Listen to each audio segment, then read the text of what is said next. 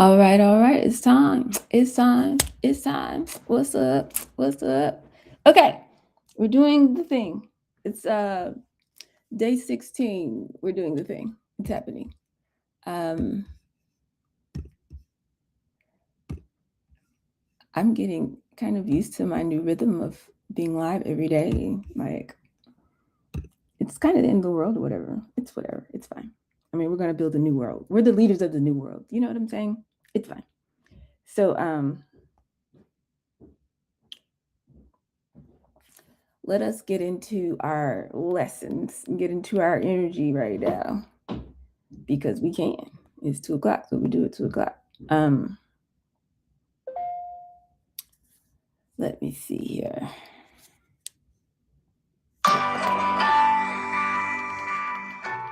Okay, got a little background music going on. All right, all right, all right, all right, all right. So it's day number 16 of this 100-day challenge, and I have to do the thing so they can edit later. So I'm gonna do the thing. All right. Well, good morning, good evening, what it do? How are you? Hootie hoot, grand rising too. I am the sound of money in your ear, Dollar Avant. That's still double L. I'm off an imitator, never duplicated. They call me the $1 billion babe, aka the pitch queen, aka the people's coach, aka Coach Dollar Bill, and you are in the dollhouse. This is the home of high value entrepreneurs. Over here, y'all, it's day 16. We made it. So actually, I'm going to celebrate every day that we make it and we're fine because I told y'all, I was like, okay, 2025, y'all thought that was nuts. 2026 is going to be out of control. And everybody's like, oh, it's fine. I'm like, okay. So here we are. Like, I can't even keep up with the headlines that have happened since this year started, but we gonna be all right. So I have had not one, not two, not three, 4 people in the past 72 hours tell me that, you know what, I can't watch the news, doll, because it's too much. It's too much. But you know what? I listen to you. Like they're naming me and like CNN and their husband or whatever as their source of news. And I take much pride in that. I really do. I really do. So I'm not gonna do too much of a headline right now because that's a whole separate show. I try to keep it separate so I have time to like build with you guys. But I'm gonna do a little bit of a headline just a minute because it was so nuts that I was just like, how is no one talking about this? Why people still got time to be worried about Drewski making fun of mega churches? We don't have time. Anyway. It's day 16 of the 100-day challenge. I see y'all in the Zoom. What's up? What's up? Y'all are the only ones who get to talk to me while I'm doing this, so it's cool. And let's see. Something should have shifted for you by now. I know for a fact. I get the messages, I get the phone calls. Something shifts inside of you when you actually intentionally do this work. Okay. So you're having these conversations. You might have made some sales here and there. You refine your pitch along the way. You're doing the thing. And you're refining your pitch and going through the process of getting better at that. But somewhere along the way, you actually start to notice patterns. And this is what I talk to you guys about all the time. We're starting to push past the dip when it's like, oh, I don't feel like it, but you do it anyway. And that starts to form new patterns in your brain. You have like started measuring, oh, I'm actually growing, I'm actually getting better. You get past the little whispers, that old version of yourself telling you, oh, you can take the day off. Oh, it doesn't matter. Oh, da, da, da, da. Oh, da, da. Like you gotten past all of that. Now patterns are starting to emerge. You're starting to see it. You're starting to be able to predict it. Maybe before somebody asks a question or before you walk into a meeting, you can make an adjustment or you can kind of prepare for objections. You already know what's coming. When they ask the question, a lot of you guys have given me really good feedback. Like, okay, I know to say this differently or do this differently. This is what happens when we do this work with intention. And I'm going to talk about, this is why we had a funeral for hope. Couple few years ago now, but I have to come back to it every now and again because it's so important. Like we don't do hope. And I'm gonna tell you why that matters in a little bit. But let me see, I'm opening up my slides and stuff. 1 second. Okay. Where is it?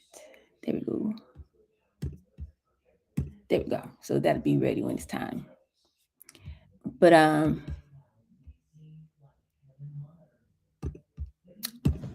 there we are. All right. So you're doing the things. You're starting to see it. You're able to predict patterns, and you already know whether somebody's going to buy or not, whether they're a good fit for you or not, like earlier in the process. The closer you get to that, the better and the easier, all of this business stuff is going to be, because you don't have to feel all these feelings of anxiety. And I have a new favorite quote. I didn't ask permission, so I won't say it yet, but I have a new favorite quote about that. We keep the emotions out of it and we just do the work. We learn to master these skills. We get better and better every day. And the emotions are for the celebrations. The emotions are for things we care about. The passion that we're able to fund the lifestyle, the things that we really want to do, we're able to fund it by doing this work. So we take the emotion out of this work so we can enjoy the positivity of the life we're creating. Now, whether you know it or not, going through all this process and not being sure, but doing it anyway, push you past your comfort zone. Oh my God, I can't do this. I've never done it, but I'm doing it. Oh, I did it. Like all of that. It's building those neural pathways. And we're going through a process of going from just, I have no idea what I'm doing, to developing what psychologists call unconscious competence. And so the patterns that you're starting to see and notice and pick up, as I had this conversation, it was easier than before, this and that.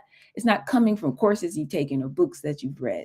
It's coming from your real conversations with real humans, and it's rewiring your brain. You're a different person now than you were before. This is so exciting. This is like the coolest thing you can do. Entrepreneurship is a spiritual act. Personal development and business development are the same thing. Like, you literally become a different person. You don't get what you want. If your business starts winning, I guarantee you're a different version of yourself. Okay. If you do it by meeting checks, nephew, I can't help you with that. It's probably not going to be sustained. But if you actually do it and it becomes something sustainable, it's because you become a different version of yourself. So you're learning through doing and knowing through experiencing. And that's the only kind of knowledge that actually produces real freedom. We say we want financial freedom, but then we run after pitch competition and grant checks and stuff like that. No. If you want real freedom, the kind that nobody could take away from you, the kind that, oh my God, I lost my job, doesn't matter, because I go over here and create some value over here. Oh my God, I got to leave America. It's actually fine, because I'll just go to another country and create some value, because this is what I do. I know how to move. I'm a different person. I'm not dependent on these systems that were never built for me. They were built on me. Like, we have to rise. And so I don't know why nobody's talking like this. I don't know why people still got time to be looking at celebrity news. I don't know why. But by the end of today, we're going to talk about the exact patterns, the specific types of patterns that you should be able to start tracking in your business and in your conversations, how to use pattern recognition so you can increase your close rate and speed up, shorten your sales cycle, if you will. We're going to talk about the importance of repetition. It is not boring. It is actually the pathway to mastery, or as my new quote that I like to say, consistency is alchemy. We're going to learn how to turn some of these patterns into predictable systems. And we're going to learn the difference between theoretical knowledge and experiential truth. This is important to me. I'm sort of a closet philosopher, you guys. Like, I just like to understand why things work the way they work. Because if I can understand why it works, then I can replicate it. You know what I'm saying? If I just memorize a fact that somebody told me, but I don't understand why it works, then I don't own that. I can just regurgitate that. I want to own this knowledge. I want to embody it. I want to become a different version of myself based on this knowledge. So if I'm going to learn something, I want to really get to the root of it. That's why I teach the way I do. And that's why this creates a space for you to kind of actually grow. It's like a little incubator. This is an incubator. Yeah, this is an incubator. And an accelerator. We're growing. We're becoming greater versions of ourselves. And we're doing it in a way that is entertaining, is fun, is relevant. And like, we can get paid for this. Like, we're paying ourselves to become a better version of ourselves. Like, who's doing that? So anyway, welcome. I'm glad you guys are here. So before I get to the teaching, I have to do this headline because ain't nobody talking about this. And I don't understand. Can somebody make it make sense? Why is no one talking about this?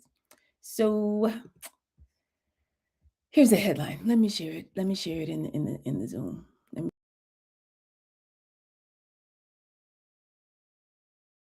share. Let me see. Where's my share button? I just want to know. First of all, I think I mentioned it yesterday. Did y'all know that with all of the craziness that's going on in Minneapolis, right? They are catching, that's basically what's happening. They're catching Native Americans. Now, remember that time when they were like, oh, yeah, no, because it's for, undocumented criminals that are here doing things or whatever in America or whatever. That's what they said, right? And then it just became undocumented people. And then it just became, I don't know, people. I don't know. So right now, we are actively snatching up Native Americans. Now, y'all do recall that there were quite a few treaties that were signed. Some things happened.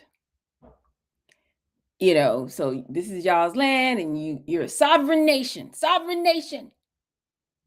But not anymore. So they said, y'all can come with us. And then they were like, we're not even from this country. And they're like, well, okay, sure, ? But also you need to sign this treaty so we can do whatever you want on your reservation. And because ICE.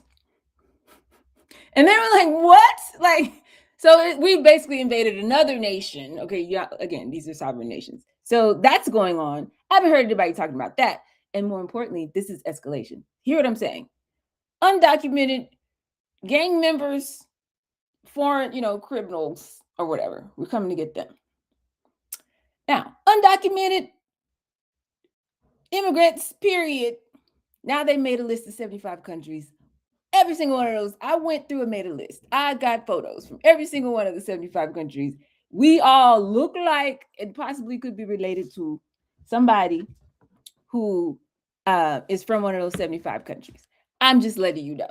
And then the Supreme Court decides to say, oh, it's fine. You can racially profile people just because, you can do that. You can do that now. Okay, but no reason to panic. It's no reason to panic. So now we're escalating to Native Americans. Now, why am I bringing that up? This is why I'm bringing it up. This is why. Because I was like, oh, that sounds wild, but whatever, ? Until I saw this. This is what's going on out here. Elon Musk says, let me make sure everybody can see it on the other side here. How do I do that? Add a scene. Boom. Boom. Screen. We're sharing. Everybody take a look. Look, this is wild. Look at this. Elon Musk said we need to put these teachers in jail if they teach that America was stolen land. He said a poll came out. I'm going to show y'all if I can pull it up. This poll came out, and whatever percentage of students it was, some 40-some% of students. First of all, why only 40-some% of the students know this fact? Okay. But 40-some% of students said that they were taught, or they heard from a teacher, they heard from an adult at their school. There it is. That America was built on foreign land. Okay. And I'm like, wait, what? America was built on foreign land. Is this for debate now? Are we debating this? There it is. In 2022, 45% of high schoolers polled said they were taught that America is built on stolen land in a class at school. And another 22% heard it from an adult there at school. And so he goes on to say, these teachings should be treated and viewed as treason. And those people who teach something like this, it's a problem. It's a problem. That's what he said. So I don't really know. I don't really know what to do with that information. I don't know how I'm supposed to feel. But what I do know is this. and this is why I started the conversation with this today. This is what I do know. What I know for sure, they're escalating. Okay, we go from they're criminals, everybody's a criminal, to undocumented, to anybody can get it. If you look like you might not be from here, we're shut down your visas. We ain't got time. To Native Americans, now we can't even discuss the fact that this land was stolen from indigenous people. We can't talk about that in school. We can't do it. So I'm letting you know that there's an escalation that's going on. Because meanwhile, we got time to be on TV talking about Civil Rights Act was harmful to white people, the president said. And they also, did you know they just released a whole long document? It would take you about an hour to read it for the next 250 years. So anybody who's not supporting traditional marriage, anybody who's like a single mother, they have a whole report, like, this whole Black women, it literally said Black women being single mothers is like the problem, the root of the problem in American society, and we're going to reverse that. And like, there's a whole set of legislation coming, like, about that. They're coming for people that look like you and me.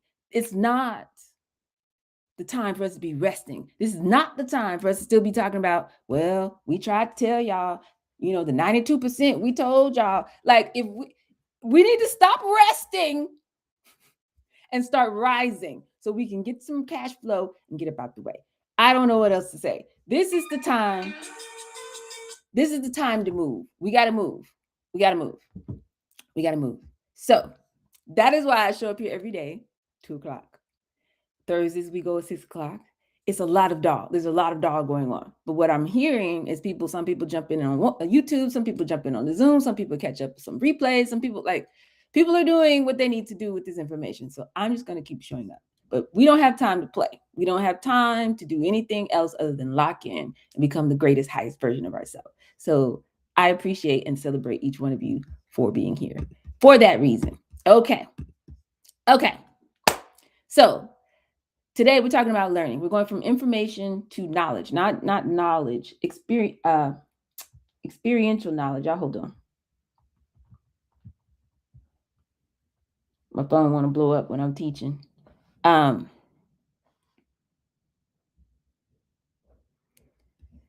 4 stages of learning.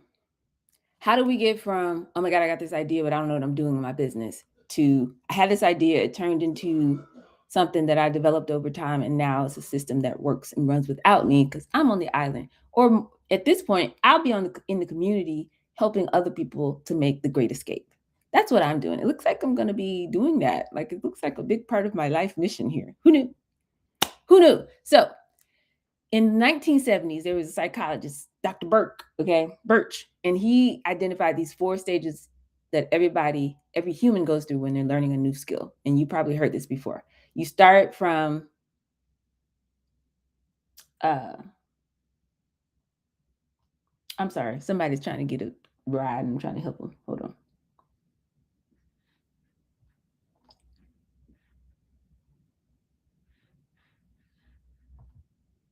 Okay. You start from, there we go. Okay. You start from not knowing what you're doing at all to what I call mastery. And so the first part is me having you guys just get in motion. Just don't sit there and think about it. Don't try to plan everything out. You can't start with a business plan. What is that? Can't try to see 10 steps down the road. And no, you just have to go, like, get in motion. That's step 1, right? So the stages of learning are actually happening while you do that. So that's what I want to explain to you guys. Make sure you understand that. Because when we're learning something new, we're not just sitting in a classroom. We're not, when it comes to entrepreneurship, we're not just watching videos, consuming my content and all of that. I'm entertaining, but that's not the point of any of this, right? We are here to actually learn something for real. And when I say learn, I mean something experiential. So let's get into what that is right here. Hold on.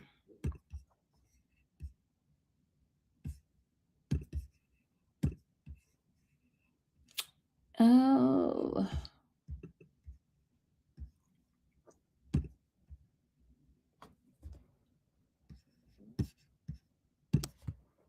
Sharing screens on 3 different broadcasts at the same time, y'all. I apologize. Okay, boom. And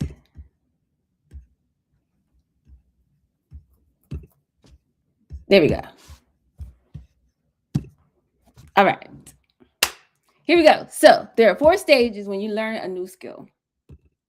And like I said, you probably heard this before, but it's important for the foundation of what we're talking about today. First, you start out with unconscious incompetence. That means you don't actually know what you don't know. You're just like, oh my God, I just want to start a business, but uh-oh. You don't know what that means. You don't know what that entails. You have no idea. You don't know anything. You don't know what you don't know. Okay. And that's like before you started in the dollhouse, before you started making any moves in your business. You didn't even know that sales conversations had a structure. You were just like, I'm not a salesperson. You had no idea what to do. Somebody objected or said, no, I'm not interested. Then, you were crushed. You took it personally. You didn't know what language your ideal customers were speaking. You're basically ignorant of any of the nuances of what it takes to kind of do this thing that you're committing your life to doing. Then you get to stage 2, which is where most people kind of wither away. That's conscious incompetence. And that's where you don't know what you're doing. You're like, okay, there's so many things that I don't know. And it's a problem. You might have had your first few conversations and realized how bad you are at this. I don't know what to do, how nervous you get, how freaked out you are about the whole process, or feeling very uncomfortable. And like I said, this is where most people quit because now you're aware of everything that you're doing wrong, and nobody wants to be wrong. It feels terrible, right? This is also the stage where most people drop back down. There are 5 levels of entrepreneurship, right? So level 1 is like, I'm doing it, I'm stepping out, I'm starting a business, yay. And then level 2 is like auditing, like you're reading books and watching YouTube videos and motivational videos all day about entrepreneurship. Level 3 is where I want you guys to live, where we're building these systems. We become a founder, right? Level 4, or we're establishing systems as a founder. Level 4, we become a builder. This is our life now. We're out here. We're measuring, we're tweaking. Okay, this don't look right. Let's change this, do this. Like you're really embodying the work of building a business for real. And level 5, you're a CEO because you actually have sales, systems, and staff that you oversee. Not just CEO because you printed it on a business card, right? So what happens in the stage of conscious incompetence, people feel weird because they know they don't know what they're doing for real. So they run back to auditor mode. They run back to just reading and studying and taking another course and getting more preparation and getting more certifications. And, let me study sales. Let me take a whole sales. Let me go to university and study marketing and study sales. And let me pay for $15,000 for this class. And let me do this and do that before I go out and talk to humans. This is a trap because you can't learn your way out of conscious incompetence. The only thing you can do is work your way out. Work. And we talked about work yesterday. We're going to talk about it again. Okay. Stage 3 is when you get to unconscious competence. Like things are starting to work, but you can't necessarily teach a class on how and why. Okay. But, I don't know what I did, but I know it's working, like that. And this is a good stage, but we want to keep growing even from there, right? So when you get to that point, you can do it without thinking. It's actually fine to be there. Like most people who are great at something can't necessarily tell you what they did, but they can do it. Right? So if somebody gives you an objection and you just naturally know what to say before you even think about it, you're able to navigate conversations easily on autopilot, feels effortless, kind of like magic, kind of like a natural, like you've always known. That's step 4, conscious competence. Okay. When you're on stage 3 of this learning process, you can handle objections, but you're still kind of thinking about it. You're making some effort, but it feels, you're effective. Takes a lot of mental energy, but you're still able to get it done. And where I want y'all to land is when it's like just flowing out of you. All right. So does that make sense? Unconscious incompetence, conscious incompetence, unconscious competence, and conscious competence. Okay. By the time you get there, by the time you get to the point where you don't have to think about it at all, things are flowing and you can actually hand it off to somebody. And like I was saying, some people are very masterful at what they do, but they still couldn't turn around and tell you what they did. And so the way that we combat that in terms of your business to make sure that it's something that's sustainable, something you could pass on, is we document, right? Because you could be in the flow and like, yeah, it works. You know what I'm saying? Every time I come out here, blah, blah, blah, blah, blah, blah, blah. But I can't scale your business if it's all in your head, but you know what I'm saying? So we have to take the extra step of documenting it. So that's why this early part is like really uncomfortable. Like I'm learning all this new stuff and you want me to document it? Like, yeah, I want you to document it. But if you do that, it's going to pay off in the end. So the key is this: learning is not about sitting in the classroom. It's about the space between the synapses in your brain. So remember, your brain has billions of neurons, these nerve cells that carry electric signals, right? And there's always a connection, but the connection is not the neurons. The neurons don't actually touch each other. It's the electrical signals. It's energy, okay? There's a little gap between your neurons. The end, these are called synapses, and the gap is called the synaptic gap. So every time you learn something, like really learn it, not just I heard it, but you really learn it, there's an electrical impulse that jumps across that gap from one neuron to the next. And that's that leap across that void. That's what we talk about faith. It takes faith to do everything. That's all. It just means learning. Like we've over spiritualized everything. When you leap across that void, that's learning. And that what triggers that leap, this is neuroscience now, is action in the face of uncertainty. Action in the face of uncertainty triggers the leap of faith that everybody wants to talk about, which is really just learning. And that makes you a greater, higher version of yourself. And it gives you access to things that you could not access before. Now, I just taught the neuroscience of faith. I need to be on TV somewhere. Anyway, this is not about passive consumption. Like I said, reading books, not about things that are safe, not about passing a test in class, in a classroom somewhere. This is about stepping into the unknown and trusting that your brain and spirit and, you know, the ancestors and whatever are going to build a bridge as you cross it. So that's like a baby bird learning how to fly. The bird is not reading a manual. The bird is not like taking notes and taking a class and you know, about how to fly. Okay. Not watching YouTube tutorials on aerodynamics and all this kind of stuff. The bird is not getting certified. It's not sitting in a simulator, okay, about flight mechanics of the aviary species, okay? It is standing on the edge of the nest and the mama push him out the nest, and here we go. And in that moment of free fall, the brain starts firing. It's like, okay, what are we doing? What are we doing? That's my favorite question for y'all. What are we doing? I need you doing something, right? We got to get in motion. But that's when the new neural pathways are forming. And that's when things are possible for you that weren't possible before you got in motion. Synapses connect. Your wings are instinctively going to open. Muscles that have never been used, suddenly they're kicking in. It's instinct. It's beyond instinct, okay? So that's how you learn how to fly. Not preparing to fly, not studying flight, not none of that. Taking a test on flight, okay? We're jumping off the cliff and figuring it out. So that doesn't mean, oh, quit my job, oh, this and that. It means get in motion with your idea. Don't sit there and plan and plan and plan.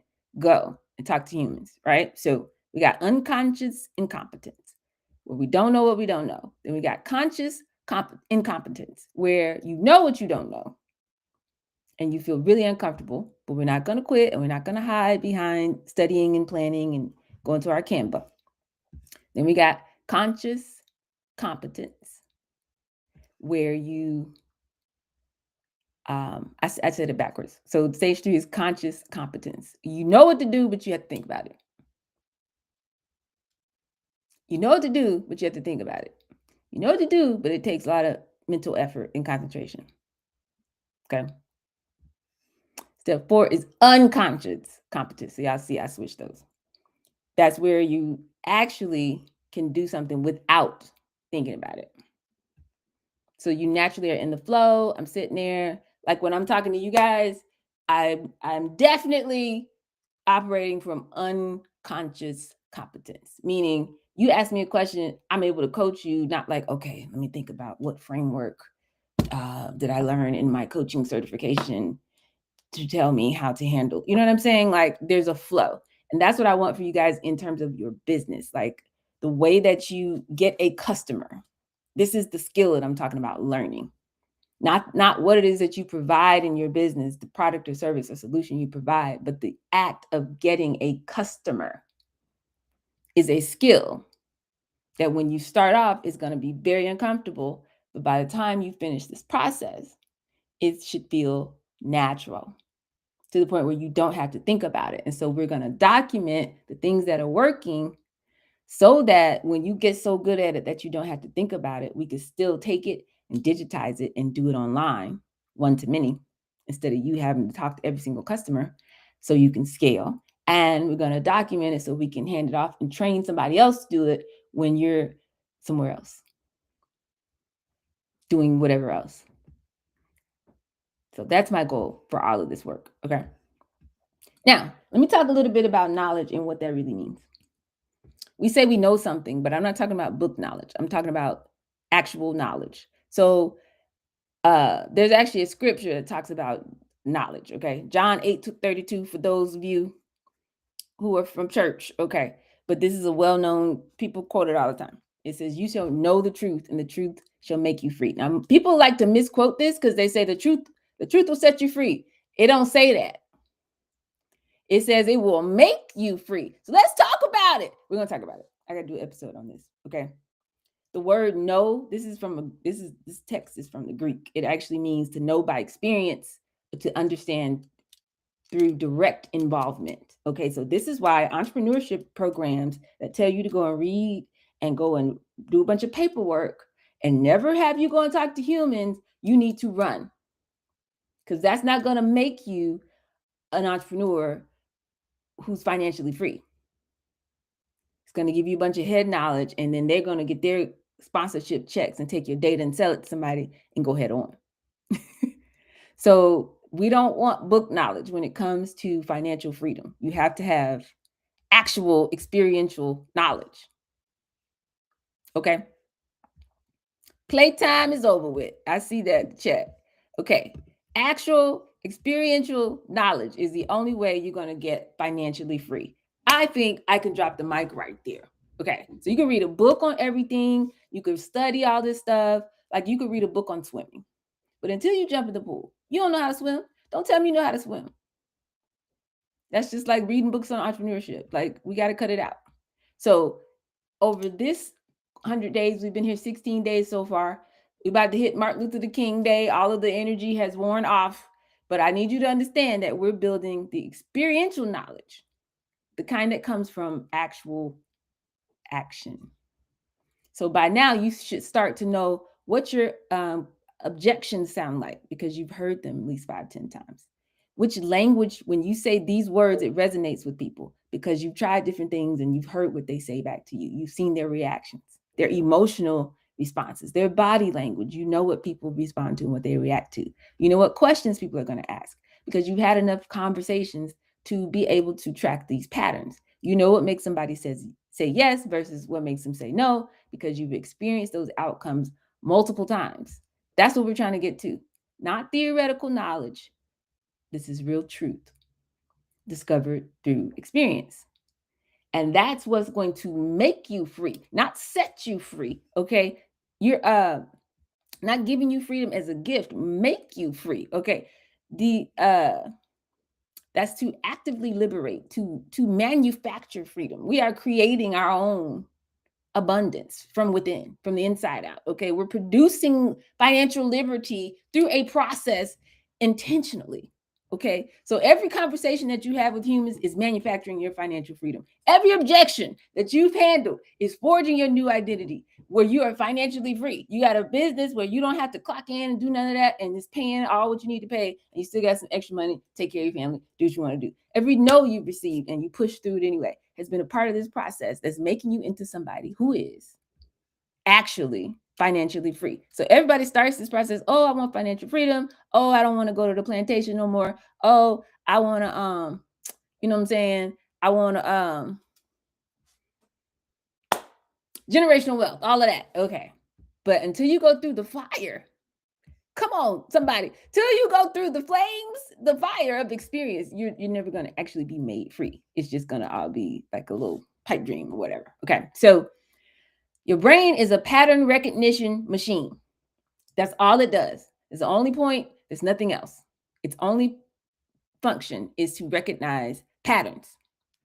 So every time you have a conversation, your brain is doing something behind the scenes. It's like, what's similar to last time? That's why languages work. Because we're just making sounds, right? Like when there's a language that you don't know, it just sounds like, you're like, you don't know what's going on because your brain doesn't recognize any of these patterns. Okay. So when you're in a conversation, your brain is listening for patterns. What's similar to last time? What's different? What things keep repeating? That's why you can walk into a room. You know how Black people, we have our own language. I don't know you from Adam, but it's like a certain energy we're going to have when we walk in a room because patterns. We know the energetic pattern of how we communicate with each other around the world. We do the thing. Like it's the same around the world. And this process that your brain does of breaking everything down into patterns and looking for what's similar, what's different. Like one of these things is doing its own thing. Which of these things is doing from Sesame Street? It's called chunking. Your brain is grouping similar experiences together into chunks so that it can process them faster. Your brain is just the most brilliant computer in the world. That's why they want to hack it. Okay. Don't let me get back on my Elon Musk. I can't believe that article I shared with y'all today. It's wild. He says he's going to have first he said 1 million, then he said 1 billion robots out here in the streets, and they're giving him $1 trillion to do it. Okay. You might want to get out the way. But anyway, in the first few conversations that you have early in your business, your brain is fully processing. Everything is new. Every word that you don't know what people are going to say, you're like, oh my God, I can't believe I'm trying this. Like you're nervous. Like every question, everything is new. So your prefrontal cortex is going crazy, trying to process everything. Okay. By the time you get kind of in the groove a little bit, your brain starts noticing, hold on, I've heard somebody else say that before. This objection came up before. That question comes up a lot. They use that phrase over and over again in my phone calls. These are chunks. Your brain is starting to form these chunks. But most people don't learn to pay attention to those patterns in their business. Okay. If you do this long enough, your brain, like let's say you got into unconscious competence. You have enough chunks you can start predicting. Before the objection comes up, you already know what to say. You already have a response. The frequently asked questions. Pattern recognition is starting to kick in. If you make it to you make it to unconscious competence, the 4th level. I keep mixing those up, but y'all know what I'm saying. Your brain has so many patterns mapped in that it's operating on autopilot. It's like mastery. The conversations feel effortless. It's like, oh my God, how come they can sell so easily? Because they know patterns. That's it. It only happens if you pay attention. So if you have 50 conversations, you might even make some sales, but you don't reflect on the patterns that are emerging. Your brain can't chunk them together. You got to think about it. You got to go back and watch the game film. That's the difference between multimillionaires and people who made some money either because they stumbled on a contract or something happened, and then if that goes away, they can't do it again. Versus people who have multiple businesses and they keep doing it. Like, how are they doing this? They recognize patterns. You can't learn it from a book, can't learn it from a course. That's why I'm not teaching a course. I'm creating an incubator for you to teach your brain what it needs to be looking for, and then it'll go and look for these patterns, and you can do what you need to do. Okay. So your path, your truth, the patterns that work for your business, that's your golden ratio. It's going to be different from somebody else's. What works for you might not work for them. What works in your market, your industry might not work for somebody else. What works for your audience is not going to work for somebody else's. So you got to discover your patterns by running your experiments, by having your conversations and gathering your own data. So somewhere along the way, y'all need to figure it out how to make sure that you're getting in front of humans every day, every week. Because that's the only way to get enough data to give your brain what it needs to do the thing to make you better at this so you can hurry up and make some money and get out the way. Everybody wants to speed up their business, and I'm telling you how. So today's work, I'm going to tell you the 3 types of patterns to actually be looking for and track so we can accelerate our brain's natural learning process. Okay. Pattern number 1. Let me make sure I'm not skipping something I want to share with y'all on these slides, though.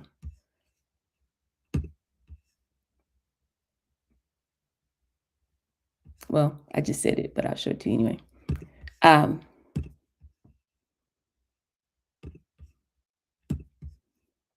All of this effort, everything that I'm talking about is going to ultimately come from you. So I'm giving you a framework so your brain doesn't have to search. It narrows the amount of things that your brain is having to search to learn from. Okay, I'm telling you, look right here. It's right here. Okay, but then all of the nuance of that is going to come from you. So remember, we talked about work, and I'm trying to help you guys reprogram your relationship to work. We're just transferring energy to move this reality that we had where we didn't know where our money was coming from to now we have a set of activities and a set of people around those activities that always produces money for us. We're just putting energy in motion to accomplish that. So we're not throwing things out blindly in our business and have tried this week, tried this next week. Ooh, I saw this video. Ooh, I'm gonna try this. Ooh, I read this thing. Ooh, I see this course. Ooh, I'm gonna do it over here. Ooh, hoping that something works. We're building intentionally according to a proven blueprint. I'm giving y'all a blueprint. And then you make adjustments along the way based on what you learn from your actual humans that you're talking to. That's all we're doing. And if we take the time to be aggressive about and intentional, I should say, about doing that, then we'll never not make money. And we'll never be like, I don't know where my next customer's coming from. We'll get to the point where it's like, well, of course I'm making money. So now we can be focused on and making different decisions instead of worrying, always spending all of our brain power on where's the next dollar coming from. That's what keeps us in such a state of anxiety and overwhelm as entrepreneurs. It's because we haven't trained our brain to recognize patterns. We haven't learned this skill so that we can put it on autopilot. Unconscious competence. I finally said it right. Okay. So does that make sense? Let me go back and correct this because I did it wrong. I know what I'm trying to say, but I want to make sure you got it. Okay. So you go from I don't know what I don't know, unconscious incompetence, to I know what I don't know and it's a lot and it's uncomfortable and that's where most people quit, to okay, conscious competence. I know what I'm doing, but it takes a lot of mental effort and energy, to unconscious competence. I don't have to think about this and it's working. And that's where I want to get you guys to, and adding a layer of making sure we're documenting. Documenting is going to do 2 things for us. It's going to actually make it go faster. We're going to do this learning process that I keep talking about. We're going to learn to recognize these patterns more quickly. And also, we're going to be able to hand that off to somebody else. We're going to be able to train somebody else in what to do. Okay. So there are 3 types of patterns that we need to be looking for, tracking in our business as we're having these early conversations. Number 1 is language patterns. There are specific words, specific phrases that your ideal customers are using when they describe their problems, right?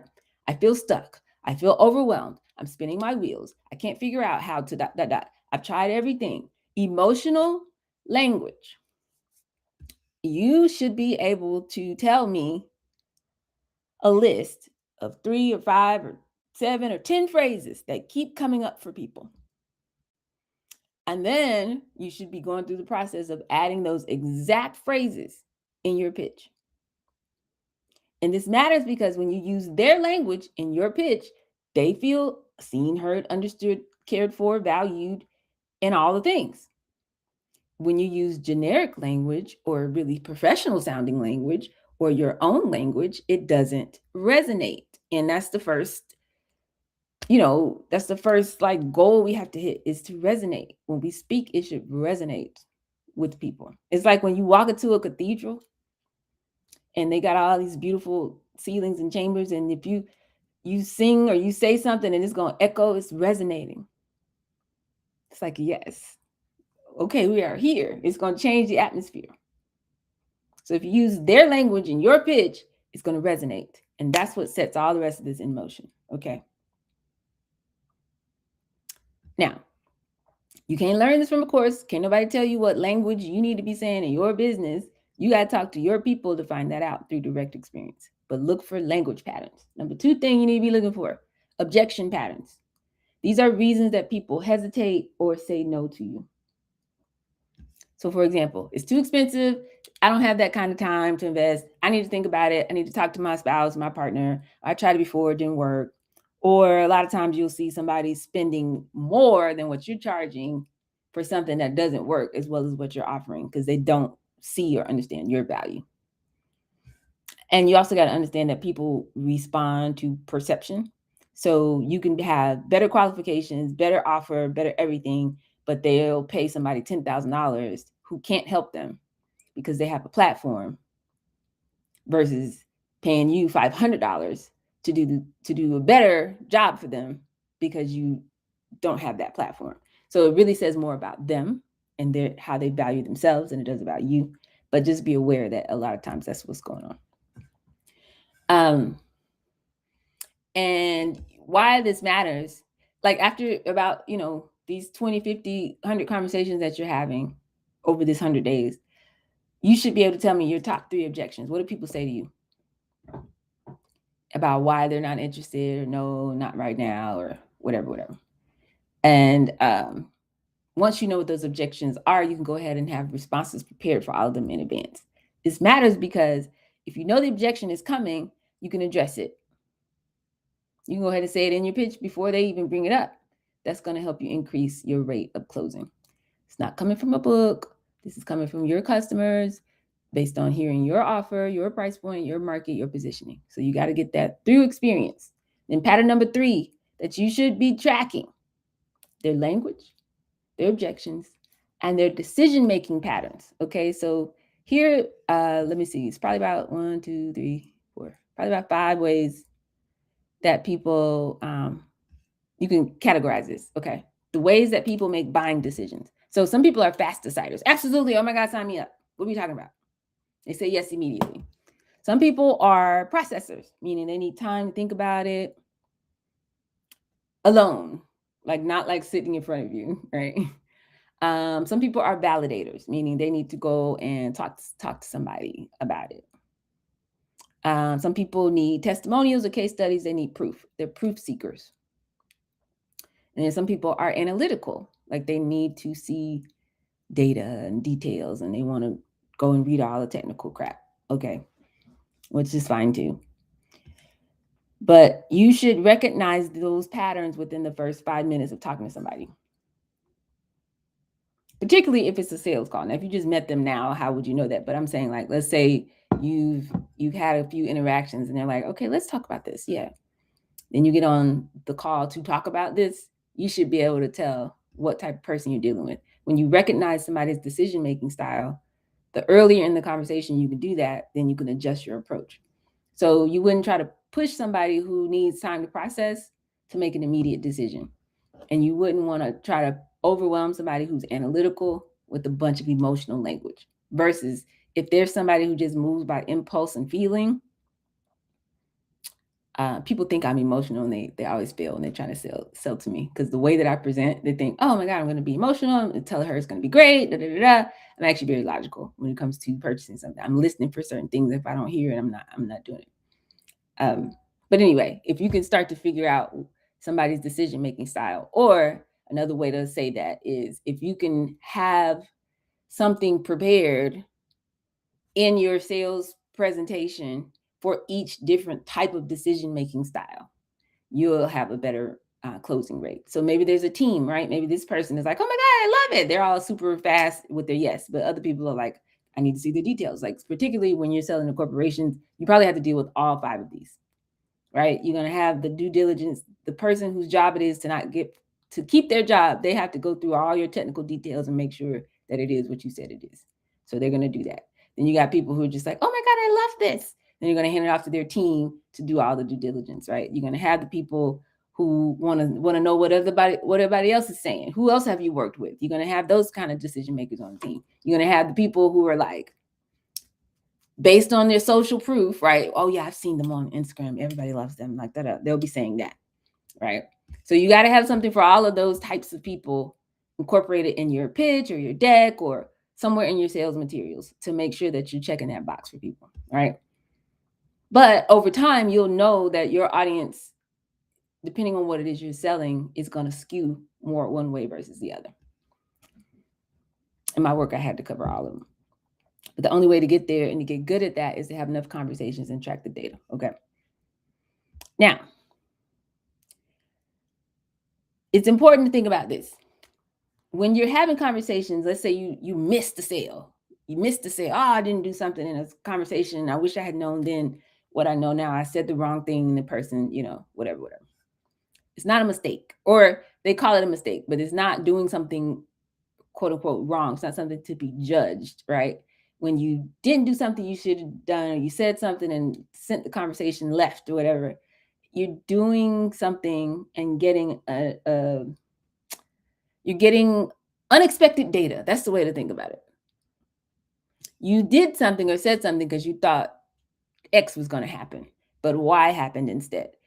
We got to stop thinking about it as failure and judgment and pressure and oh my God, because that, again, that's contraction. That is limited thinking, as opposed to, wow, I learned something. This is cool. Now, next time, because there's always more. There's abundance. There's so many more people that I can go talk to. So it's not about failure or making a mistake. It's information. So we got to think like scientists in a lab. Okay. When they run an experiment, like the whole Thomas Edison thing, people be like, oh yeah, the quote they say, I don't know if this man said that or not, but that's what they say he said, I learned 2,000 something ways not to make a light bulb, right? It's data. It's not like, oh, I did something wrong. It's like, okay, interesting. Make note of that. Make note of that. Something you didn't know before. Your business is a laboratory.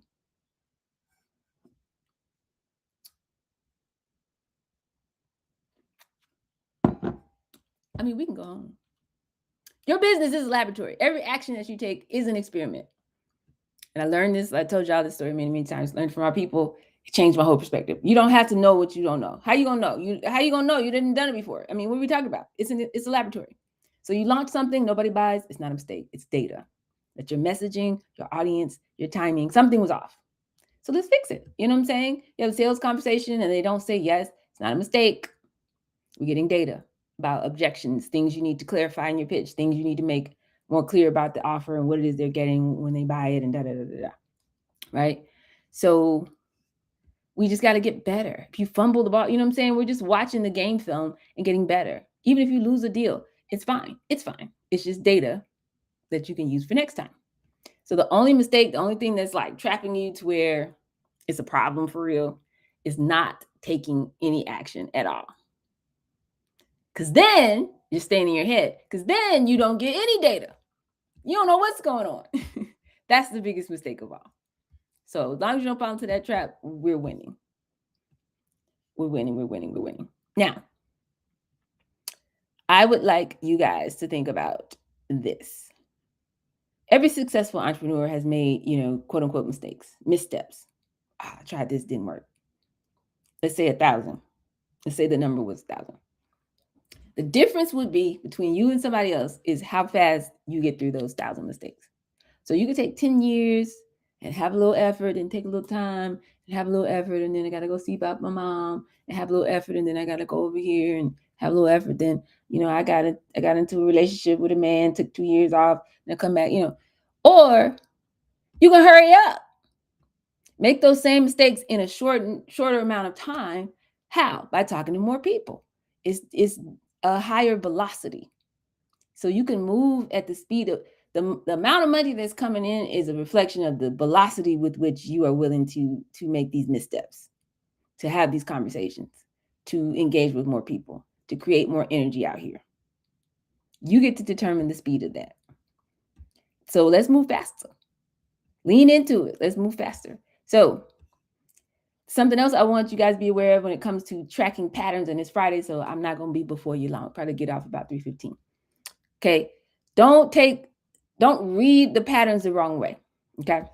So if you're going through these conversations, you 20, 30 conversations in, and you still can't tell me the answers to some of these questions that I'm asking you, like what are the common language and phrases that they're using, their decision-making process, which would lead into your sales cycle, and like common objections. There's 3 reasons why. Number one, you might be talking to the wrong people. If you're scattered and all over the place, if every single conversation feels different for you, different problems, different objections, different language, different this, different that, you haven't honed in on the people who are actually your ideal customer yet. The way you'll know that is if your conversations always feel very scattered, you can't really predict what people are going to say. Every single objection is totally unique, and you're not really closing very many sales. Like less than 10% of people are saying yes to you. You're not talking to the right people. So go back to that circle of 50, that very warm list that I want y'all to have on your desk every week, that you're really working to have real interactions with real humans, and filter that list. Who on the list, you need to have them in buckets. So if you have different subsegments that you serve, you need each list to have the same problem, same kind of profile, the same kind of people, and have one pitch for that subsegment and have those conversations and look for patterns from that group. It has to match, if that makes sense. You need pattern repetition in order to have pattern recognition. So if everybody you're talking to is just different, that's why what you do is not for everybody. That's the number one rookie mistake. Oh, it's for everybody. No, it's not. Even if it is, like, no, you can't start that way. I got to get you going, and then we expand from there. So that's number one. Number two, if you're not tracking deliberately, and this is a hard skill to learn, to master, because nobody does this. We just don't. I know we don't. But when you have these conversations, you got to turn around and update your CRM with detailed notes. So again, I take my voice recorder everywhere. So if I'm in a meeting and I casually, not, obviously, but just for my notes, I have the thing recording. But if I don't pull that down and put those notes into a CRM and categorize it so I can go back and see, okay, objections, okay, questions they ask me, okay, language. If I don't go back and track that, my brain never gets to the point where I can recognize patterns because I'm not giving it the data, right? So I don't have anything to go and study when I'm planning on Saturday and Sunday to review for the next week. I don't have anything to review. That's your game film. So you got to document and track what they say. Help your brain with the pattern recognition. So it won't take you 3 years of doing this to know the patterns. You can do it in 3 weeks or 3 months. Okay. What language are they using? What objections are coming up? What resonates? When you say certain parts of your pitch, you should know when people be like, oh, yeah, yeah, yeah. And when they have no clue what you're talking about, you should take that out. Okay. That's how you help your brain hurry up. So there's a difference between passive repetition and deliberate practice. Did y'all read the book? It's Malcolm Gladwell, The Tipping Point. I think that's the one. He has several books. But he talked about this idea that it takes 10,000 hours to, achieve mastery or whatever. People have argued that. It's not really that. So there was I think the guy's name was Erickson that did this research. But it's not 10,000 hours of just any kind of practice. It's deliberate practice to achieve mastery. And so the difference being, which is what I work really hard to get people to do, because I know I got people in our group who are just, okay, I'm posting every day. You said I'm supposed to post. I'm posting every day. I'm doing it. I'm showing up, doing it. No, doing the same thing over and over and over without reflection or adjustment is not improvement. You're just repeating. What I need you to do is do the same thing over and then come back and watch the game film. Come back and reflect. If nobody's responding, you get crickets when you do this, but when you do this, people respond. Then change and do the thing that people respond to. You said something they didn't understand. Don't keep saying it that way. Say it a different way. So find out what worked, what didn't, what pattern did I notice, and how can I improve? Be deliberate. You got to go watch the game film. Entrepreneurship is a game. You got to develop skills. You got to play the game. You got to watch the game film and get better until you raise your entrepreneurial IQ so that you can do this thing in your sleep, and then you win it all the time, and then you get time, and you now you're LeBron James, okay, or whatever. So some people haven't. I'm doing everything I'm supposed to be doing. I'm talking to 5 people a day. I'm doing it. Then I get an improvement because you're not taking feedback. We are human beings, human interface, brain, human, and we're beings, meaning we are putting this energy out into the field, and we're getting a signal back. There's a giving and a receiving. Sunrise, sunset. Tide comes in, goes out. We breathe in, we breathe out. Like it has to have a feedback loop. Otherwise, it doesn't count. Okay. I'm just telling you right now. It doesn't count. So deliberate practice is pattern recognition, conscious reflection after every human interaction. Okay, so go back to your last 10 conversations that you've had about what you do. Pull out your notes. If you haven't been taking notes, you got to start doing that. Because every week you should be able to go back and pull up your conversations from that week and meetings and brainstorming sessions and focus groups and however you're doing this, casually, informally, and formally. When you're talking to humans about your work, you need to be able to identify 3 phrases that come up consistently, multiple times. At least 2 objections that you can name that have come up multiple times. And a part of your pitch that resonates because you've seen it happen multiple times. So if you don't have the tracking data just yet, try to remember that. Force that pattern recognition is so important. So number one reason why you might be off with the data that you're getting, you're talking to the wrong people. You got to have a set sub-segment with enough similarities so you can see, what's working and what's not. You got to track it deliberately. And then you guys have to make sure that you have enough of these conversations, right? So 10 might not be enough. 10 is definitely not enough, right? For most of what you're selling, unless you're selling to cities or something, 20 is probably not enough. I used to tell people, if you're B2B, you need to have at least 20 to 30 conversations. If you're B2C, you need to have at least 50. But I love 100, right? But don't tell me, you've had 3 conversations and then you want to tell me about some patterns. Like, no, you need more data. You have to have the repetition in order to see these patterns. So we don't need a course about that. We need to, here's the framework, here's the play, go run the play. So if 2 people in a row, for example, and you only talk to 2 people, you can get a false pattern. Let's say 2 people in a row say, oh, that price test is too high, too high. You might be like, oh, I got to change the price. And you run and change your price. But then the next 10 people you talk to won't say anything about price. So you don't have enough data points to make these changes that you're making. You need to run the play, like play a whole game, basically. That's what I'm calling a week. Okay. Then come back on the weekend, watch the game film, and make the adjustments. Okay. If something comes up 3 times out of 30, that's not a pattern. If something comes out 15 times out of 30, now we might be looking at a pattern. Okay. We don't want to respond to noise and, okay, that was a weird conversation. Not noise. We're looking for signals. Okay. So any comments or questions? I'm going to get to your practical homework and then you'll be off for the rest of the Friday.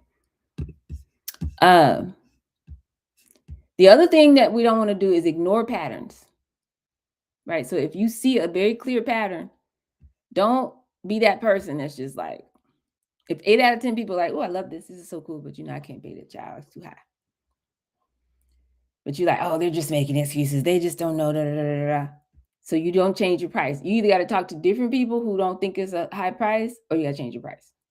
If you talk to the same type of person and 8 out of 10 of them are telling you it's too expensive, you either have to talk to different people, different type of person, or change your price, right? But a lot of people get into ego. They keep their price or their pitch. If 8 out of 10 people you're talking to, they're like, I don't know what you're talking about. Like, I'm not, they need the thing that you're selling, but they don't understand what you're talking about. You don't want to get into ego and just keep your pitch the same. This is how, it came to me in a dream. So I'm just going to keep saying it this way. Like, don't nobody know what you're talking about. And it's going to make your sales, your close rate, keep it very low. So when you see a pattern clearly, face it and make the adjustment. When you see a pattern clearly, face it and make the adjustment. By the way, if people are like, they really love it, and these are the people that you want to serve, but they can't afford it, you can lower the price. You can increase perceived value so the price feels justified. You can create a payment plan or, have a lower price entry offer, and then they could upsell to the other one. You can always find a solution, but don't just ignore patterns. Okay, so we're adding a new habit to our daily, weekly stuff, right? We're reviewing our updating our pitch, practicing our pitch every day. We're working on the Afro method for smooth entry into any conversation every day. We're looking at this list, this circle of 50, so that we can turn that list into real conversation, so we have a real feedback loop. We're trying to replicate that digitally with all of where we're showing up online. And then we're updating our CRM and tracking all of this data. This is something that we need to be working on every single day in our business. Nobody ever has to say, I don't know what to do in my business. Yes, you do. We got something to do every day, every day. And then once a week, we're reviewing the CRM, reviewing the game film, working on the problem state, solution state, creating our content in batches if we need to, and planning for the next week. Today, we're adding to that by doing this pattern recognition deep dive. So I'm gonna tell you how to do that. Okay. Anytime you want to take a moment, like every time you have 10 or 20 conversations, you can do this exercise. Okay. First thing you want to do, open up your CRM where you should have notes. Okay. You could filter. Remember how we have the little Airtable? If you have a spreadsheet or something, you can actually filter by the conversations that you recently had or people who are in a certain stage of your sales process or whatever. Okay. This is your lab now. This is where we're looking for truth, patterns or truth. This is not theoretical case studies, something that you read in a book. This is what's actually going on out here in your business, your experiments, your data, right? Your patterns. So you can look at this like a list from your notes, these problems, this language that they're using. So people keep saying, I feel stuck. I feel stuck. How many times did you hear that? I feel overwhelmed. I feel overwhelmed. You can like literally write the number down. They're telling you what they want. I wish I could feel more confident. I wish I just knew what to do every day in my business. I wish, I didn't feel so afraid. I wish I felt more confident. How many times did they say these phrases? Okay. Objections. Oh, it's too expensive. I could never. I don't think that I don't know if this will work for me. Literally mark down how many times you heard this. Okay. And then what do you say to those objections? You can actually track this. And then did it work? No one does this. This is why we don't make money. I'm telling you, if you gamify your business like this, you actually will have so very little stress. And you're going to make a lot more money. Like the stress that and the resistance and the anxiety, when that goes away because we're following a system that opens up space energetically, you're expanding your space, and that's where the money's going to fill up. So the more you build this system out and turn it into okay, like when you go to the gym and you learn what workout to do, and you're like, okay, I done memorized this thing from the video I've been studying, and the man told me to do this, and do this. And you get in there and you make sure you're doing the exercise right. Once you get in there and you know your workout, you go in there and get it done. Go in there and get it done. Every day, 3-5 days a week, your body's going to respond. It's going to be like, oh my God, you're going to look totally different in 3 months versus somebody who never gets the nuance of, okay, I don't really know what I'm doing. I'm just kind of playing around in the gym, just kind of walking around. I go fill up my water bottle, then I go, okay, and then I'm talking and chit-chatting at the desk, and then I go get me a smoothie, and then, I do like 2 crunches, and then I'm out. Like, you're not going to get any results. So the more intentional you are with the stuff I'm talking about in your business, you're creating space for that money, that abundance to sit right there where all of that stress and anxiety used to be. That's really important. So anyway, what objections are you getting? How many times? What's your current response? And did it work? Yes, no, sometimes. Okay. And then look at those decision-making patterns. How many people said yes really quickly? How many people asked for time to think about it? How many people said I need to go talk to somebody else? How many people said I need some more proof, or do you have any more case studies or whatever? Okay. And then we're literally tracking all this, you guys, and I know we can do it. And then finally, look at what parts of your pitch are resonating with people. And I'm going to make some kind of worksheet with this, so I'll share it with you next time. But your personal story, when you get an emotional response to ooh, they nod their head, or you see their body language change or whatever, that means it's resonating. your personal story, your 3-step framework, the case studies you use, the examples, the testimonials you talk about, which parts of your pitch are resonating with people. Okay. We want to know that. I know, but every time I say there are 4,000 plants in the United States, that's it. Everything else is done. Everything I say after that is just like, whoa. I know this. So I say it every single time. Versus every time I talk, I say something different. You don't know what's working. That's why we have a 5-star pitch. We use the same pitch. We talk to the same type of people that we think are fit for what we do. And then we track the patterns. Okay. So again, in summary, you should know what's the common language, the phrases that come up the most when people describe their problem and their aspirations as well. The most common objections that are coming up based on what it is that you're offering and what you're selling. And the most common decision-making style. How are people making these decisions and how do you respond in all those different scenarios? This is literally your playbook now. Literally, if it was a football game, you'll be like, okay, if their defense is doing this, we're going to move like this. If this is happening over here, then we're going to do this right here. This is our opening play. We're going to do this. We're going to receive the ball, receive the kick, and we're going to do this right here. If they go this way, we're going that way. Like, you should already know what to do. That takes the emotion out of it. It takes all the stress and the strain out of it. It doesn't take so much energy to wake up every morning and talk yourself into doing this work for your business. Okay. So any comments, questions, concerns, challenges, feedback, or story time?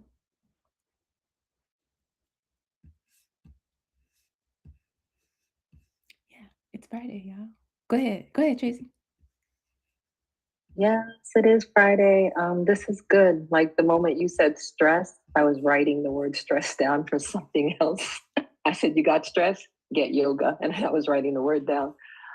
This is good. I went outside today. I went, like I said, with another yogi.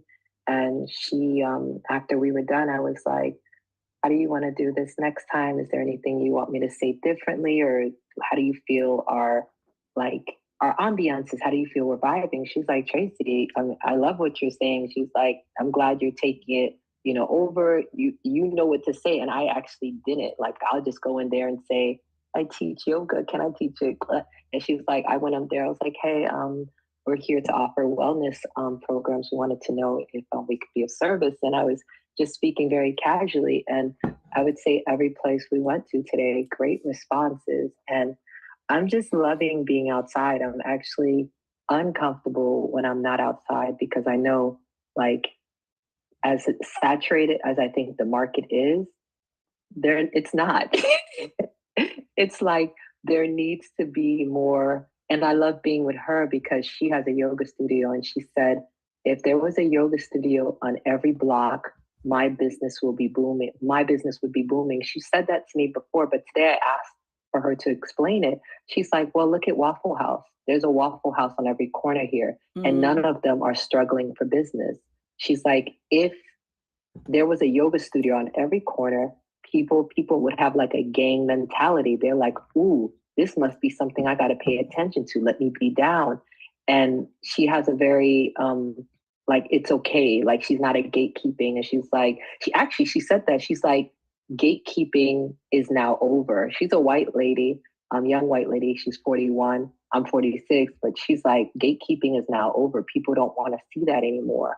And, we don't know each other well. We've only been vibing for the last couple of months. Yet today I felt like just going outside and I told her, I'm learning this too. I felt like it was really successful. And I'm feeling super confident because when we walked into our first place, they were like, this is craziness. We were just talking about, like, they had their personal trainer there. They're like, we were just talking about how we need to create more wellness programs. Like, literally the moment you walked in, they're like, we were going to go to the gym across the street and solicit that gym to come here and provide some services. But being that you guys came here and we're seeing you face to face and we're having an interaction with you, we're going to go with you guys instead. And I'm like, damn, this is what Dollar's talking about. So I felt super great. And this is getting exciting. And it's what you're saying right now. It's like, we can't create a business plan unless we know what we're doing. And the more I speak to people, I like what you just said. It's like, it's data, and I need that data. I need to understand what's working and what's not. And the more I speak to people, I get to understand that. And then I'll say, lastly, in Buddhism, they talk about, salt in a cup, like all your like transgressions or problems or things that you've done wrong is like salt in a cup. You can't actually take the salt out. The only thing you can do is just keep adding in water. And the more you add in more water, that salt gets diluted. Mm-hmm. And it's still there, but it's just not going to be as salty. And it just keeps, until you have an ocean. Well, the ocean is salty. Until you have so much water, you don't even taste the salt. So when I hear you speaking, I understand that too. It's like, we just got to keep going. So yeah, this is getting real. I like this. I love real, this. real. Mm-hmm. Yeah. That's beautiful. That is beautiful. That's exactly what it is. It's really supposed to be like breathing, like water, like, all of these things. But you don't get there unless, you do this. I mean, football players do 2-a-days. I don't feel no way about being on here every day. 2:00 yesterday was 2-a-day. Yesterday we did the 2-a-day. You know what I'm saying? We did it at 2 and we came back at 6. Like, it's whatever. Because how else are we going to develop this muscle, this skill, this ability to go out here and share an idea with a human and turn it into a system that always pays us money all the time? Because nothing outside of us was built for us to win in this. So we have to create this space. So I love being able to hold this space with you guys, and you're making me a better teacher and all of the above. So any other thoughts, comments, concerns before we roll?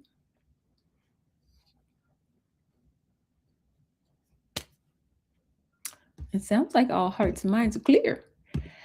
And if so, go ahead, go. I have one quick question on pricing. So when we're going through pricing and I'm offering people a price, I'm not even asking price tiers unless we're talking about, because this is really standard. This is what we're going to do, come out. When they start to say, well, ooh, that might be a little high. And I'll say, we're definitely willing to work with you. I do need you to know the price that we start at, especially for tax purposes. If I do end up giving you a discount, I want you to know what price we're starting at. But I do feel like that's not the right verbiage, because there's something else I'm missing. Like, sometimes I feel like people want to get the best price so they can go back to their bosses and be like, yeah, I got a good deal.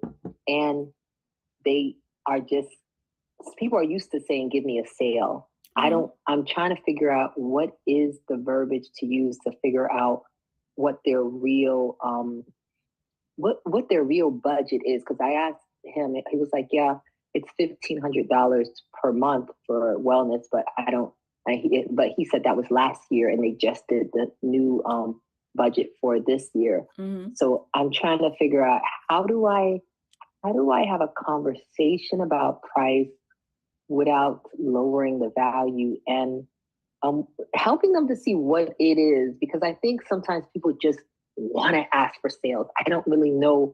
It's not their money, especially when I'm talking about these businesses. It ain't your money. So what are we talking about? So I'm trying to figure out how to go. Yeah, we need to have a sidebar on that one. I am going to address pricing in one of these days coming up, but I would love to just do a little session with you on that, because now that you're talking to, like you said, not even owners, but employees in these other locations, that's a whole different type of conversation versus talking to an individual trying to invest in their own health and wellness. So let's do a sidebar on that for sure. All right. Thank you. Absolutely, y'all. So enjoy it. Well, I'm gonna see you tomorrow. It's not like we're not, but anyway, happy Friday or whatever. And until the next one, y'all. We gotta go.